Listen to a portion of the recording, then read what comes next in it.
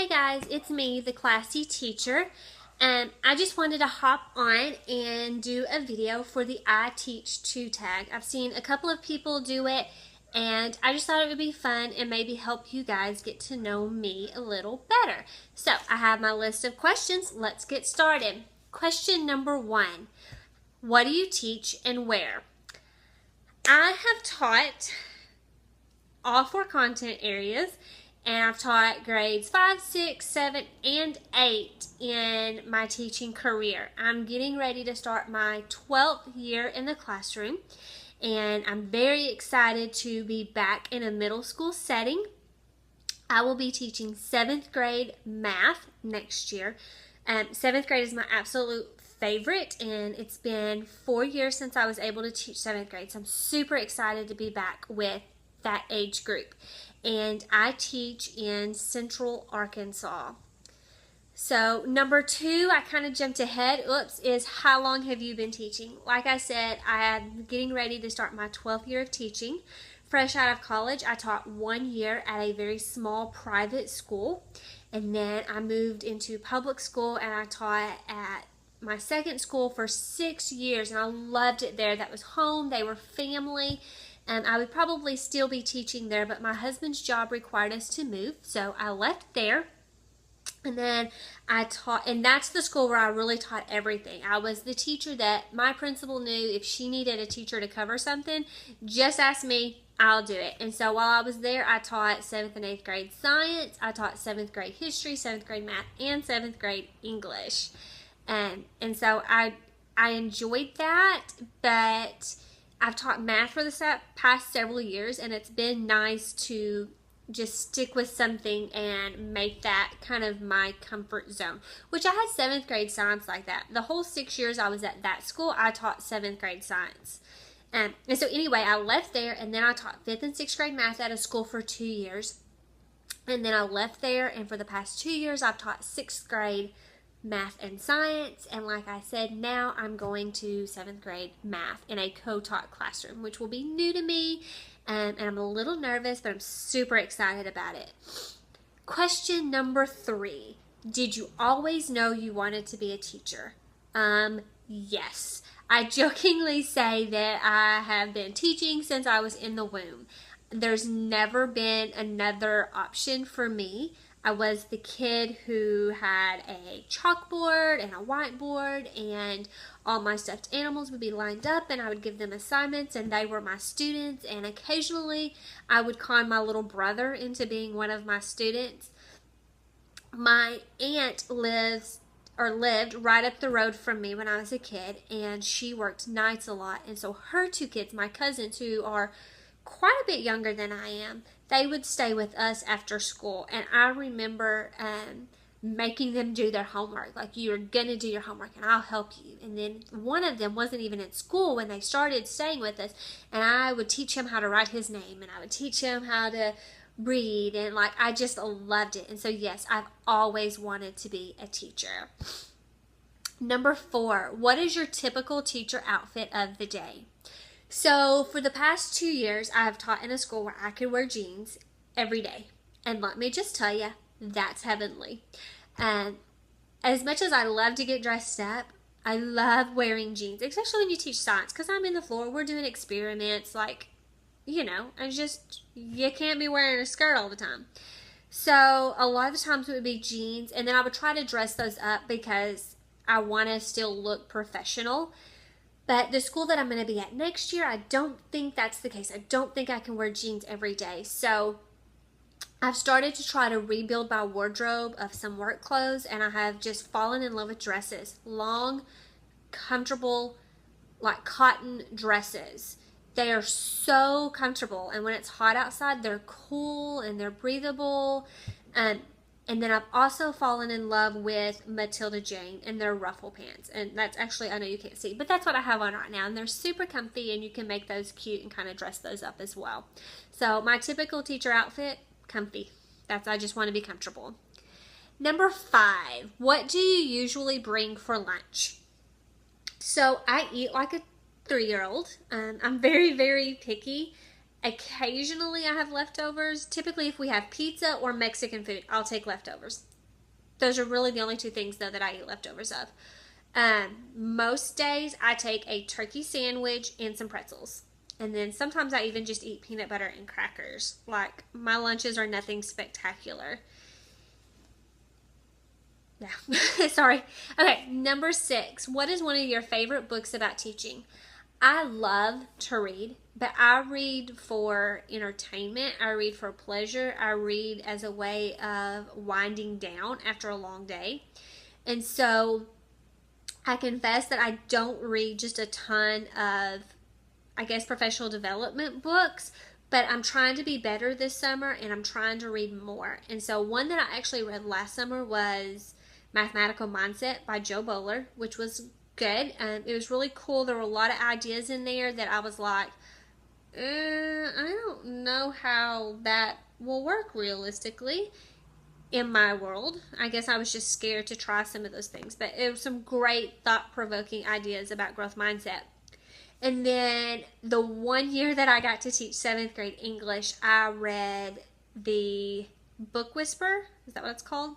You guys know what I'm talking about. It's so popular.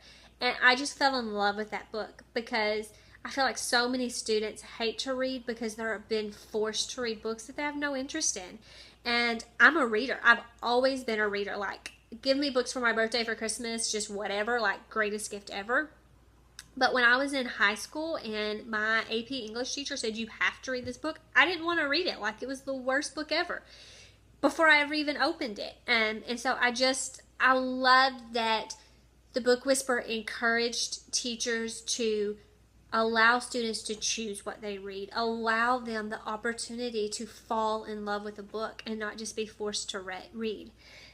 One that I'm reading this summer is this HyperDoc handbook. I'm about halfway through it and I'm loving it. Like, I feel fairly confident in my Google skills, but HyperDoc has always been kind of a mystery to me, and so I'm challenged myself to read this and to create a few HyperDocs for the school year. Like, I don't want to overwhelm myself, but I do want to create some, and I really feel like this is going to change the way I teach. And another one that I was given from a former vice principal, curriculum instructor, and just mentor is The Energy Bus. And I haven't started this one yet, but she spoke so highly of it, and so I'm super excited to read The Energy Bus. Number 7, what is one of your favorite teaching movies? Okay, so this is funny because I actually just asked you guys this question on my Instagram a few days ago. I love all teacher movies like Mr. Holland's Opus, Dangerous Minds, The Ron Clark Story, Freedom Riders. I love them all. That always make me cry. And there was one, and I meant to look it up before I started this video, and it was about a male teacher who taught, I believe, special needs students, and they ended up raising money and getting to go to space camp and participating in different events there. And like, one of the kids just won an award when no one thought he was going to. I wish I could remember what the name of that movie is. I think the guy's the same guy in Northern Exposure, if you've ever seen that TV show. I'll try to find it, and maybe I can leave it in the description below. But it is like, I bawled at the end when the kid wins the award. So I just love all teachers' movies. I always have. And I'm just a sucker for them. They motivate me, they inspire me, and they make me cry. So, number 8, who was your favorite teacher? So, like I said, I have always loved teaching, and I've always wanted to be a teacher. I've always loved school. I still get absolutely giddy this time of year when school supplies come out. I know some of you hate that and you're like, oh, it's July. But I've always just I love it. And my husband knows when they first put those out at Walmart, we will walk in and he'll just be like, just go nerd out. I'll see you in a little while. And he'll go look at whatever while I just wander up and down the school supply aisle because I love school supplies. And so anyway, the point of that was I have always loved school, and so I've had several teachers who have just inspired me, and who I would deem my favorite. It's hard to pick just one. And so one of them was my fourth grade teacher. I had her completely solidly, like she was my fourth grade teacher, self-contained. And her name was Mrs. Russell. And then when I went into fifth grade, they decided that they were going to departmentalize us. And so I actually got to have her in fifth grade and in sixth grade too. She was my reading teacher. And I don't know what it was about Miss Russell. I don't know that I remember anything specific, but I don't know if she told me this or if she just made me feel like this, and I'm going to get teary just thinking about these teachers. But I always just felt like I was her daughter. Like, it was that kind of relationship. And I don't know why I'm crying, like, ridiculous. But anyway, these teachers they meant a lot. And so anyway, I always just felt like a daughter to her. I just loved her. She made me feel very special. And I love that Facebook allows me to stay in contact with her, and she still makes me feel so special, even on Facebook. And so that was Mrs. Russell. And then in fifth and sixth grade, I had a teacher named Mrs. Valor. And then I had her husband in 10th grade for civics. The Valors are the most amazing people ever. We had... First, let me just tell you, I went to the smallest elementary school. There were 14 students in my class in elementary school. And when I say my class, I mean my grade level. Like sixth grade, there were 14 of us, and that was it. And we were pretty evenly split. Like it was like 7 boys, 7 girls. And so anyway, one day we're in Miss Fowler's class, and we're arguing over, does she like the girls better or the boys better? And one of the girls claimed that she would let us come to her house, but she would never let the boys.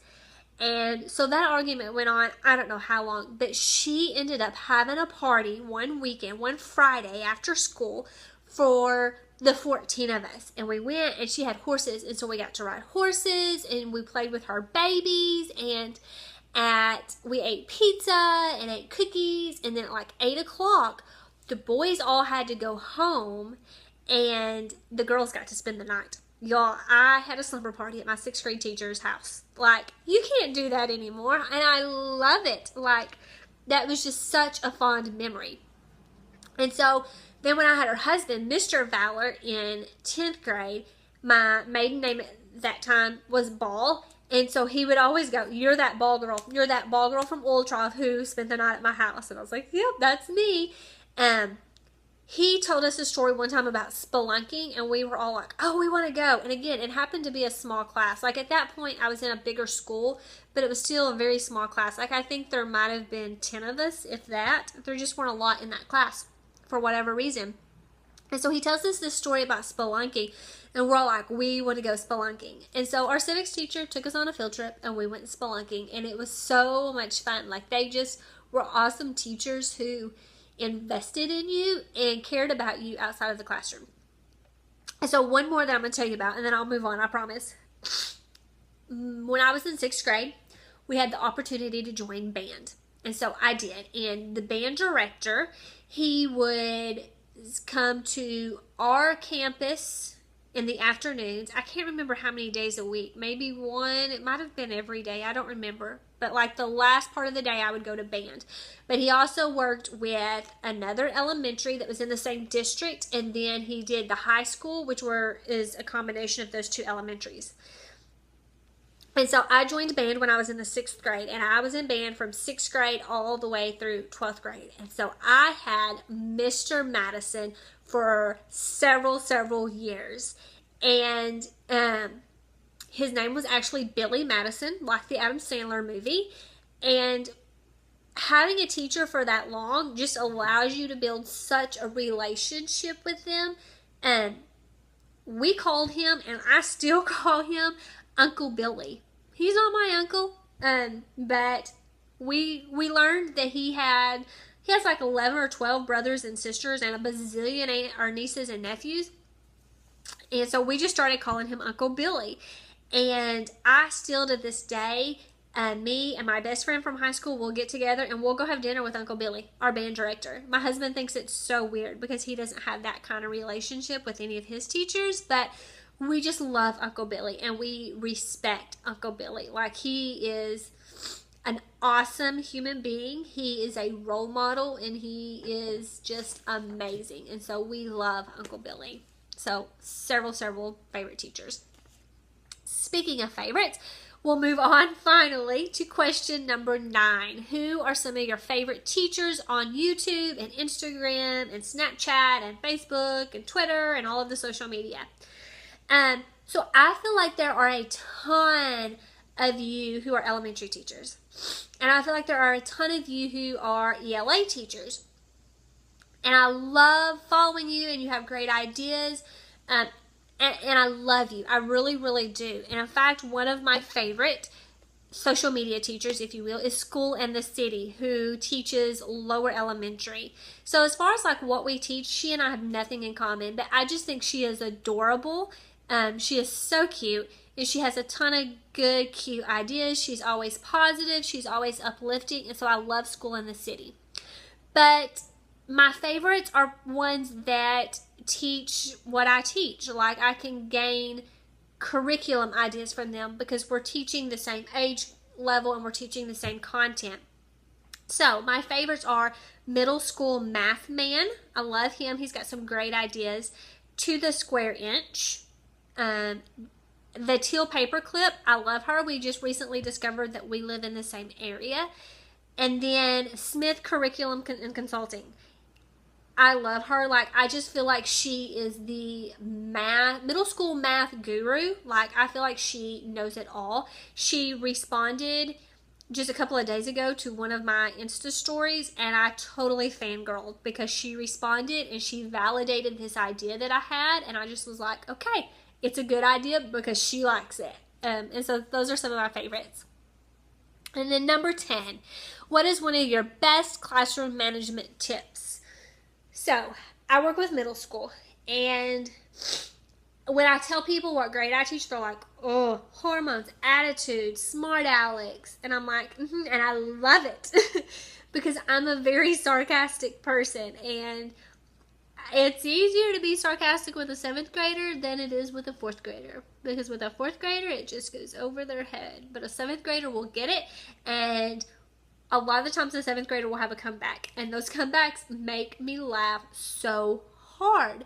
But it's because I've built a relationship with my students. I've built that rapport. They respect me because they know that I respect them. And so that is my best classroom management tip, especially to a middle school teacher, is just respect your students.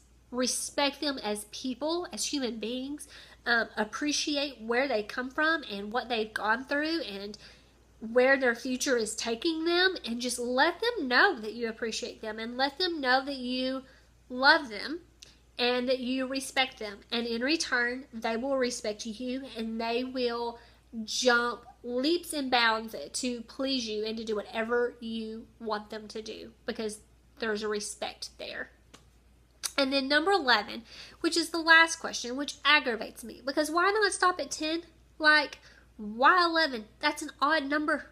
My OCD teacher self just doesn't like it, but I didn't make the tag. So number 11, what is one reason you decided to become a teacher? And I feel like I've already talked about it. I just always knew I was going to be a teacher. I've always had that desire. I think that God called me to be a teacher from the beginning, and he placed that desire, and he's given me the skill set and the talent to be a teacher. And it may sound conceited, but I feel like I'm a good teacher. I feel like I make a difference in my students' lives because, again, I care for them and I show them respect. So that is my 11th question. I teach to tag. Sorry, lost my train of thought there. I would love for you to do this tag. So consider yourself tagged for I Teach To. Answer these 11 questions and tag me or message me or let me know. On Instagram, I am The Classy Teacher. On Facebook, I am The Classy Teacher. And on Twitter, I am Classy Teacher and then the number 7. So I hope you answer these 11 questions because I want to get to know you. So, bye.